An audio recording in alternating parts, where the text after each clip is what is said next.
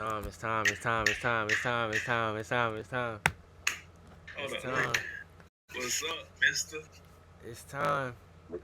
What's up, mister? What's up? What's up? What's up, man? Appreciate you for being on. Appreciate you coming through, man. All right, so if y'all know, y'all will know. This is our first ever interview on our podcast, man. Yep. Former overseas basketball player, Lorenzo Griffin Jr., man. Give it up, man. Give it up, man. Give it up. Give it up. Give it up. Give it up. Give it up. Give it up. Boy, crazy. Yes, sir. All right, so Mr. Lorenzo here was born in Riverside, California. Graduated high school in 2005. Graduated from Riverside Poly High School in Cali. Played at Waldorf University. Then he just recently graduated from University of Laverne in California. Give it up again. Give it up again. W degree. Give it up again.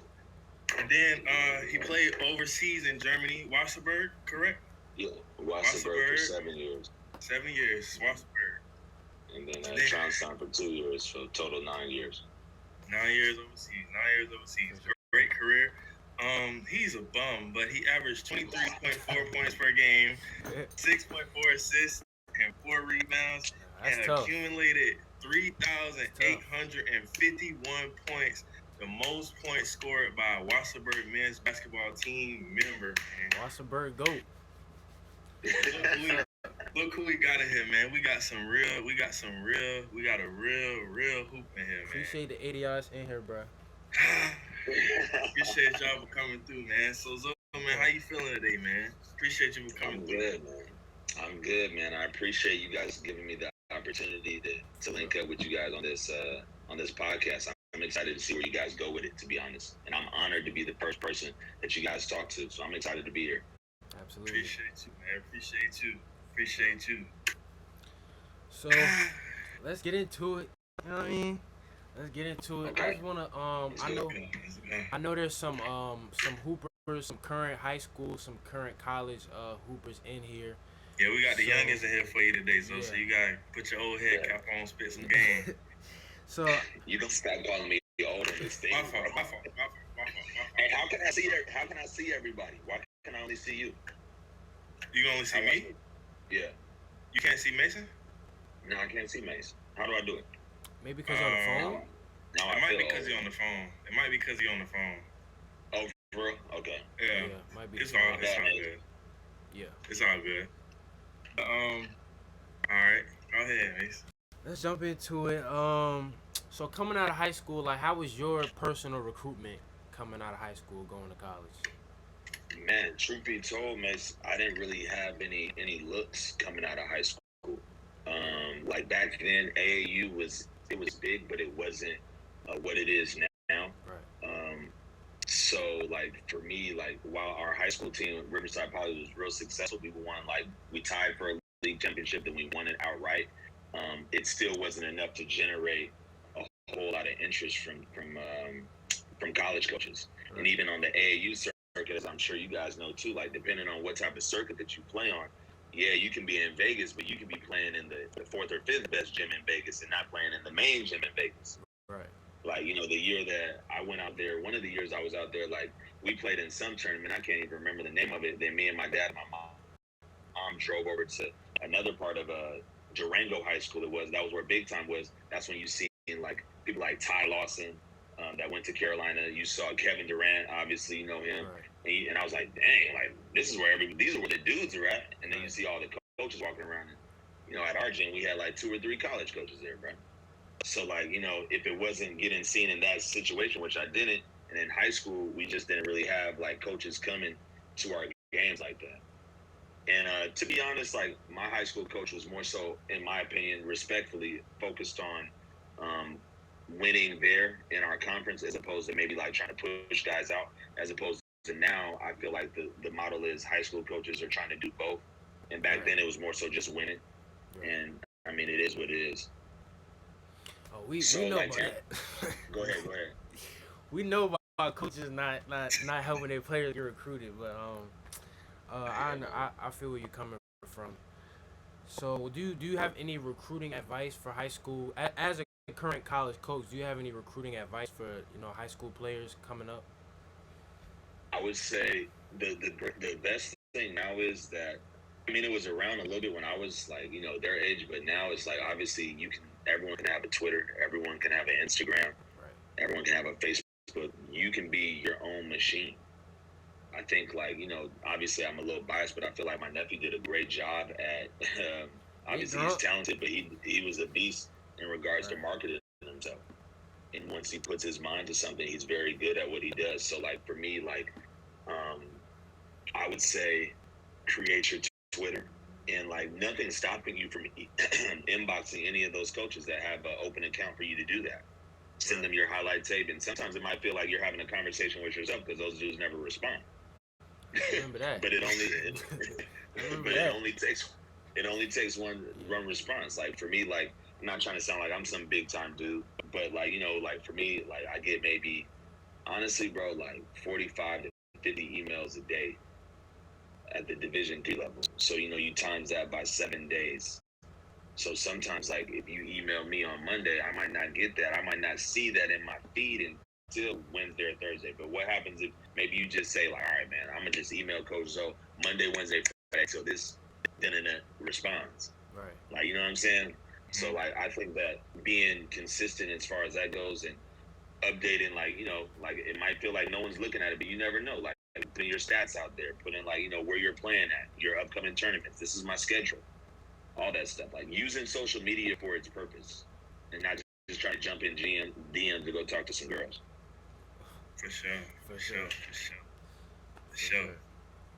So I got a couple of questions for you. I know a lot of stuff about you, but we're gonna get into some more like fine tuned stuff. So first of all, how did you like get into the overseas world? Because like a lot of people don't know how to really step into that realm. Like, people don't know how to get connected over there. Do you have to have an agent? Do you have to know people?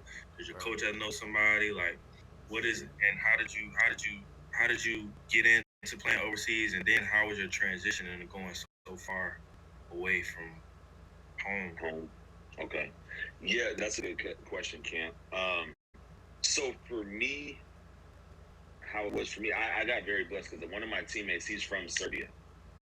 Right, so like he was there in Waldorf with me in Iowa, and he had kind of told me about like these different camps that they have like overseas. And let's just think about it and just think like rational here, all of us.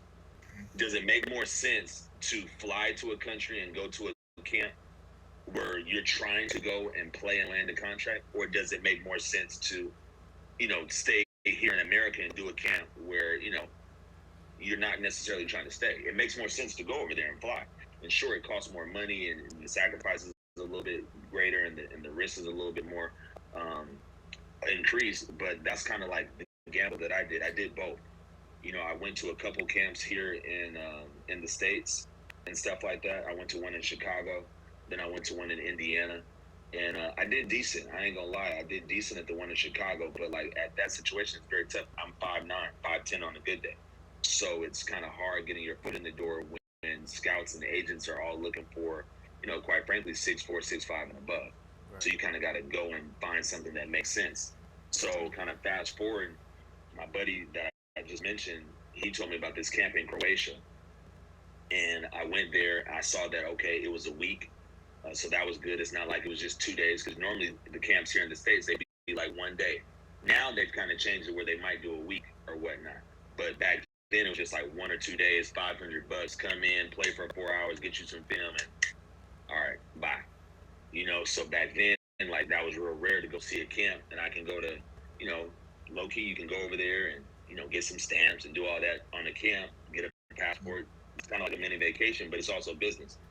Went there, did my thing, killed it. We won the championship that year. And the guy told me, he was like, hey man, you should really look into a couple of look into Germany, because they have a lot of divisions. So each country has different divisions. Like Finland might only have like 2 divisions or 3 divisions. Germany had 7.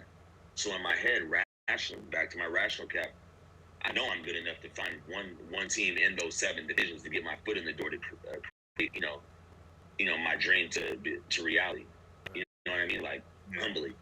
So we went over there and we emailed, and back then it was Eurobasket.com, and I think they still have a website now. You go to Eurobasket.com, and each team has their website and their email address on there. So once you do that, you email. Hold on one second. Let me take my earbuds. Can y'all hear me? Yeah. All right, cool. So then once we did that, or once I did that, I would email every single team, like a whole lot of teams. Like I sent out maybe, over the 2 years after I graduated, I sent out about 2,000 emails, to be honest. And in that course after the camp, I sent out hundreds of emails just to different clubs in Germany. And then me and my boy accumulated about 8 tryout opportunities. So we went from Serbia, we went from Croatia to Serbia. So that's where his grandma was, because we stayed with his grandma after the camp. And then we took a bus to Germany, and we just basically backpacked through Germany. And we just different tryouts. And we just backpacked, took the train, walked, stayed in the hostel, stayed in a hotel, and we just work out, just go, eat, work out, go, eat, work out. And then we finally found a team. I went a real unnormal route, man, to be honest with you, because I didn't have an agent. Because my thing was like, it's kind of like cutting out the middleman, right? How many different individuals like me need an agent? It's thousands of dudes, thousands. So what's gonna make me at 5'9" so special for this agent to say, yeah, so I'm gonna come and we're gonna find you a job? I didn't want to wait on that. That could be years. Right. Me, I wanted to take it and put my own control on it, and then just go over there and just try out at different places. Yeah. And it works out. Sound like it's a grind. Sound like it's a grind to play over there. It's more than a grind. It's more than a notion, because that's just the getting your foot in the door part of it. Then there's the grind of actually staying over there and then realizing that you're 5,000 miles away from everyone that you love. Yeah. Right? Yeah. And it's the grind of being in a land where English isn't the first language, believe it or not. It's German or Dutch, or however you want to call it. Yeah. Right? That's that. Then it's the food. Like, we all love food. I know you love food. Ain't no Chick-fil-A over there. Ain't no Bojangles over there. Food. Everybody know he love food. Ain't none of that over there. So, you got McDonald's, right? But how great do you want to be? You want to be great, or you want to be good? No shame to McDonald's. You know what I'm saying? But eating McDonald's before a game, that ain't gonna get you right. Yeah. I know. I was talking to Isaac about it earlier. I took German in high school. I feel like 3 years, and I remember some of the food. We was going into the German culture and stuff like that. And some of them foods that they were showing me, I was like, nah, that's not it. So I could imagine coming from America, being in a whole different culture, and then having to go over there. Was it did you get used to eating that type of food, or did you just find American-ish type places, or Yeah, you can find American type places, and then honestly, brother, you just start cooking. True. You just start cooking. You go to the store and you just try to find, do the best that you can. I'm big on pancakes, man. I didn't really necessarily. Sometimes they had little boxes of, the pancakes where I can make me some pancakes, and they had some syrup that tastes like the formerly known Jemima syrup. And I'll make best with that or whatnot. But you just make best with it. Yeah. Yeah, we had to make best with a lot of stuff when we was in school. No, I was definitely feeling what he was talking about with the recruiting. I remember when we was in jail, and we was sending text messages. I looked at my Twitter DMs the other day. I was just scrolling it was hundreds of emails. I was looking the other day too, bro. It was no nasty. responses. I got 5 responses, but I had hundreds of Twitter DMs. So, and then that's not even the handwritten letters though, because I didn't even keep my handwritten letters. I used to write handwritten letters too. Handwritten letters, emails, Twitter DMs, all that. Yeah. Somebody in the chat asks you, what does it take to play in college, or how did you get to playing the college level?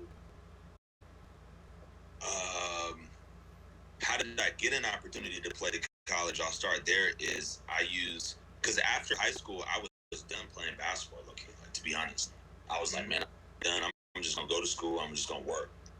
And I tell myself that lie, like, you know, I'm done with hooping. I don't want to do it. And I tried to go that route. And then one of my boys, Matt Mosley, man, I was so in love with that. He kept inviting me to come to LA Fitness after I would get back from school, going to Cal State Fullerton every day. And after I homework, I'll go to LA Fitness, and I was just playing. I was like, dang, man, I love this, man. I just got to get back into it. Like, you know, just the competition, the grind, the bump. And then I started using the scouting service. It's called hoopstv.net, and they made me a highlight tape. They sent it out to people, and then that's when I actually started getting recruited. Like, I went to, like, an NAIA school out in, where was that at? I forget even where it was at, man, to be honest. But I ended up going to Manchester University. It was a D3 school in Indiana. But I ended up getting two offers or whatnot. So that's how I ended up playing in college. And how you stay in college is, man, like, honestly, like, figuring out, like, talking to the coach prior to and getting a good feel. Is it a good fit? Like, that answer is used like it's a lot, but it's really big on that. Like, finding, like, what's a good situation for you, because you know your game more than anybody. Right. Like, what's your fit? Like, am I, like, for that young person that just wrote that question, like, if you're a guard, a wing, or a big, like, say for instance, if you're a guard, like, are you a guard that likes to push it and get it out, or do you want to be in a situation where your coach is basically PlayStationing you to death on the side, saying, hey Johnny, like, we're gonna run slice to split to action. Do you want to run a whole lot of plays, or do you want to just get it out and go and score in the first 7 seconds? Do you want to press? Are you willing to get it out the mud and pick up full court? Like, what's your style? And then asking those questions of, like, you know, hey coach, if I come to your school, if I had the opportunity to, like, what do you see me doing? Like, how do you see me fitting into your program? Or what are your expectations of a point guard, a wing, a small forward, a center? Like, asking coaches those questions, because they like that, man. I know I like that, because it shows that you're involved. It shows that you care about it, right, as opposed to not like somewhere where you can just go and, you know, take a picture, put a jersey up, and put a commitment post up. It's deep in that. That's big right there. That's great advice. That's definitely separation. Yeah, for sure. I feel like more today, it's more about, like, cause I ain't gonna lie, for a certain period of time when I was playing football and I had all my offers and stuff, I was really big on, like, commitment. It was a huge day for me. Like, I really just wanted to, like, the visits. Like, I didn't care, because most of my visits, or all of my visits, before the visit, I had a camp. It was a camp, and after the camp, they would take me inside for the jersey photo shoot and shit, all that stuff.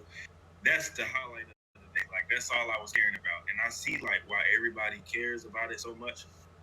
But now when I really sit back and realize, it seems like some of the younger guys, like, that's really all they lean towards. But, like, they don't take the time to, like you said, sit and talk to the coaches about how they fit and stuff. Because then you get there, and, like, for instance, me, I play defensive end. So I'm not going to want to go to a school that runs a 3-4 with 2 outside linebackers. That's not my position, because I'm not fast enough to play that on the.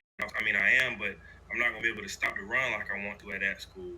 Or then on another school, I might not be able to play freely like I want to, or loop like I want to every once in a while. So it's like, if you want to do certain things, you really got to talk to the coach and stuff like that. So I think that's great advice, man. Everybody just want to go to a school and just say they go to a school, and then most people that do that right there fizz out after a year, after a semester. They don't last. So I think that's great advice.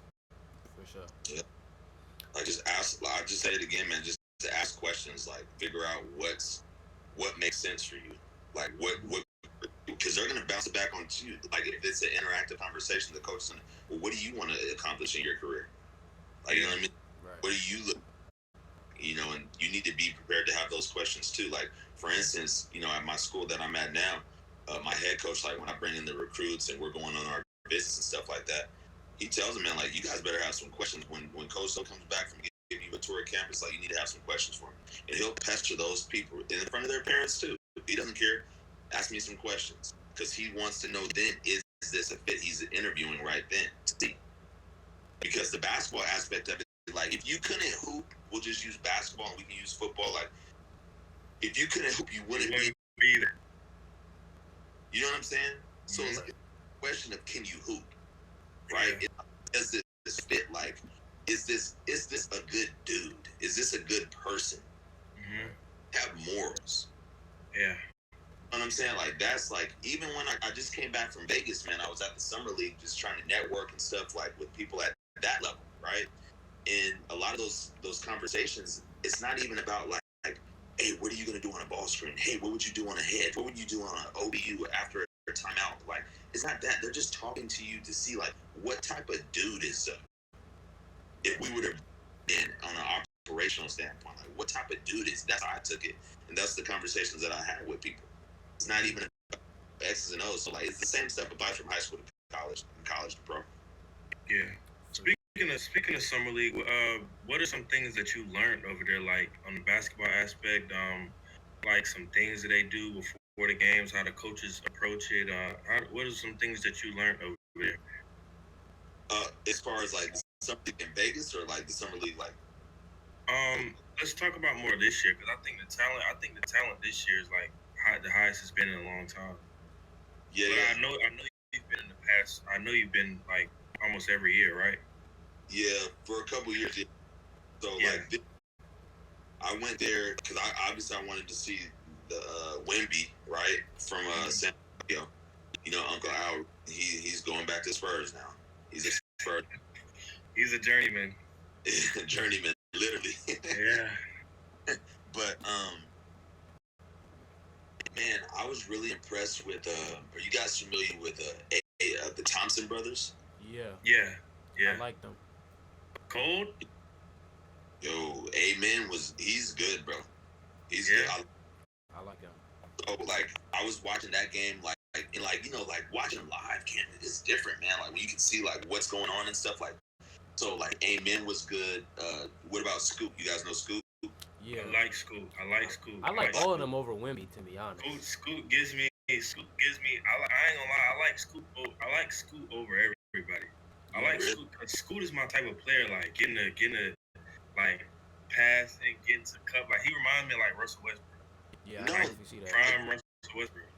For real. Like I really think like he's that fresh breath of air. Like you know what I'm saying? Like we have a coming up, and he's really intense, and he really lives by that. Like Jabari Smith.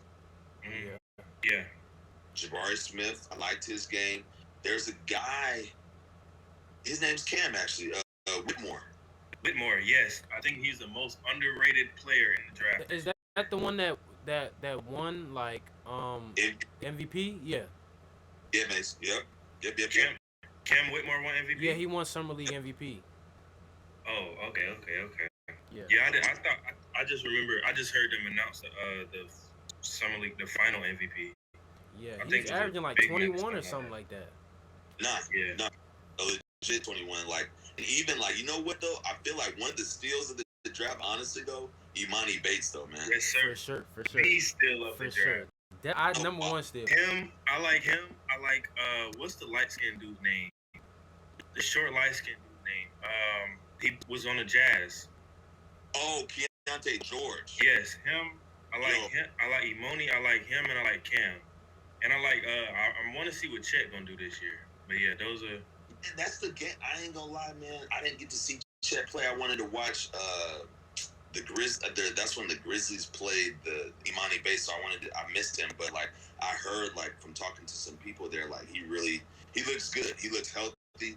He's like a unicorn in his own too, like being that tall, stuff like that. He moves well, so like, you know, he's fluid out there, man. Like, and he can shoot, he can stroke it. So it's like, he's solid. But like, those were some of the guys to me that stood out. Like Max Christie from the Lakers looked real good. Yeah, I seen a lot of clips. Seen a lot of his clips from the summer league. Yep, and then there was another guy that the Lakers had. This light-skinned dude from Illinois. I forget his name, man. The one that just got drafted. Yeah. Who is Shafino? Yeah. He's good. He's good. He's on for his. He's a bucket. I have a good one. Taking a page out of what's it called? Out of Brandon Marshall's book. I want to get a little messy. Do you feel like I see a lot of people saying like not that college basketball is in danger, but like a lot of these top recruits, especially this year, did not come from college. Like a lot of them are overseas, G League, or whatever. I don't even know where the Twins came from. They are like, yeah, right. So like, do you Is that like a post grad? Yeah, like I don't even know what that is. What? Because they were like 20. They're like 21. Yeah. And they were playing against 17, 18, 19-year-olds. Yeah. It's something like that, man. I think, honestly, like the overtime thing is it's a unique thing because I think they actually had like between that and Ignite, like that G League team, I think there was like 7 draft picks in the first round from. And they were I think the top 5 was. Yeah, the top 5 was non-college players. So, like, do you feel like, not that college basketball is in danger, but, like, that this is, like, the new wave that, like, high school players are going to start doing, like, trying to go overseas first or trying to go straight to the G League or something like that instead of waiting a year or 2 in college in a system that might not work or might not fit them and then going through all the trials and tribulations of that instead of just going overseas or going professional and then going to the league. Yeah, man, honestly, and like this isn't like it's not necessarily new either. Do you guys remember Brandon Jennings? Yeah. He did it. Right. He did it too. Like he went to Spain. Pat Bev. Yep. You know what I'm saying? So after but Brandon went there without going to college, so he went straight from high school to the pros in I believe it was Spain. Yeah. So if it makes sense for guys financially to do it, yeah, but I also feel, in my personal opinion, this isn't institutionally based. This is just me. Like, I feel like that's why some of that NIL stuff came in, like, where you can kind of like get some financial freedom, if you will, because guys are going to start doing that. Like, you could always go back to school at the end of the day. Yeah. Chris Paul just graduated. True. J.R. Smith back in school. So, like, you can always kind of go back, but, like, you can't always be 21. True. Your legs are always going to feel like, my body don't feel like that 21. I'm 35 now. I'll still get the point up. Yeah. I believe it. I want to see it. I definitely think that I honestly I don't really think, I wouldn't say it's in danger, because I still think like some people want to go to college, some people want to experience college, a lot of people want to experience college, so and I don't think it's like name, you're gonna get NIL money. Yeah, you're gonna get money, so it's like you can. It's a win. It's like it goes back to fit. Like, what fits for you? Right. I'm saying, like, what makes the most sense for you? Like, what do you want to do? Do you want to go and play pro to get ready for that quicker, if you know you're going to get drafted, or do you want to go and show yourself? Because to me, there's no bad route, to be honest with you.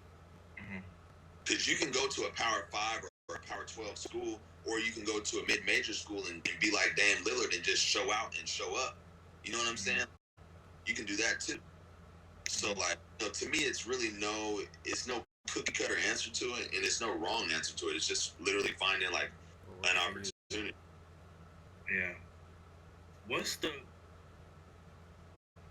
best player you've like ever watched up close? Like either it was a summer league run, or it was a LA Fitness run, or was it like I don't know, like you were just watching or playing against them? What's the best player you ever played against?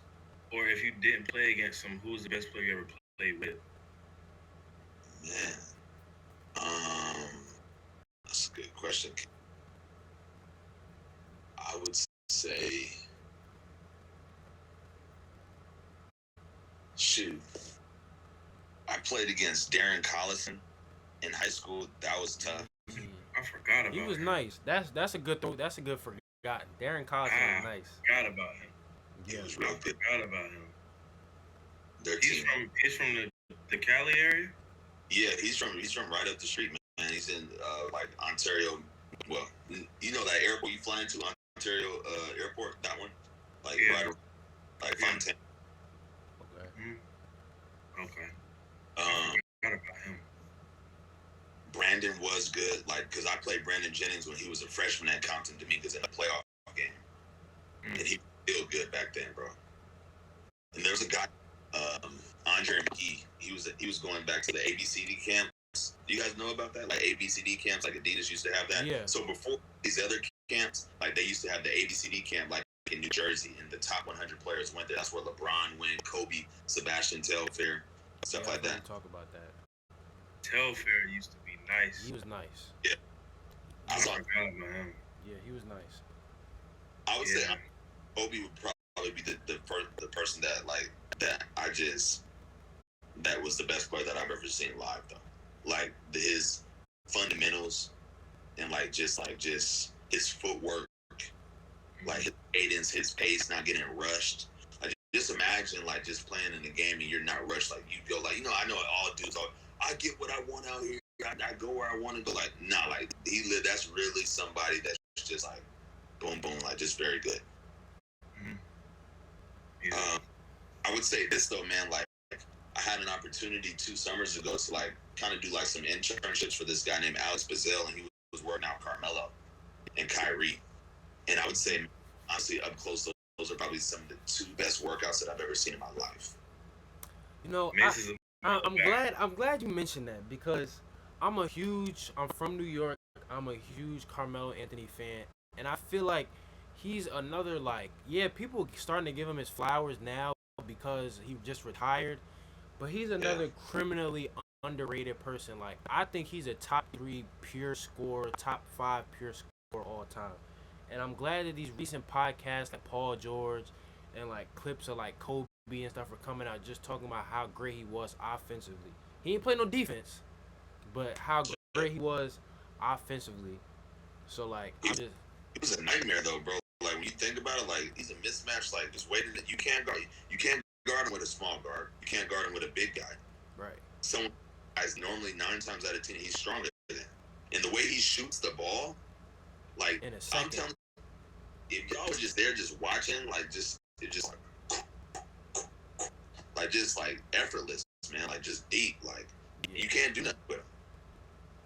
Yeah. He's good. He's, like those guys, like people like be talking like, but like those guys are in the league for a reason. You know, like they're very, very efficient. I'm talking about like drilling 18, 19, 20 shots in a row in a particular spot. They just get lost in the drill. And you look up and that's 28 made shots in a row from that spot. Yeah. Yeah. That's greatness. I'm telling you, man, we pop a lot of shit, man, you know what I'm saying? Kick a lot of shit, man, kick a lot of drip, no cap. Can't let these fuck nigga murder me. I live in Porsche's emergency.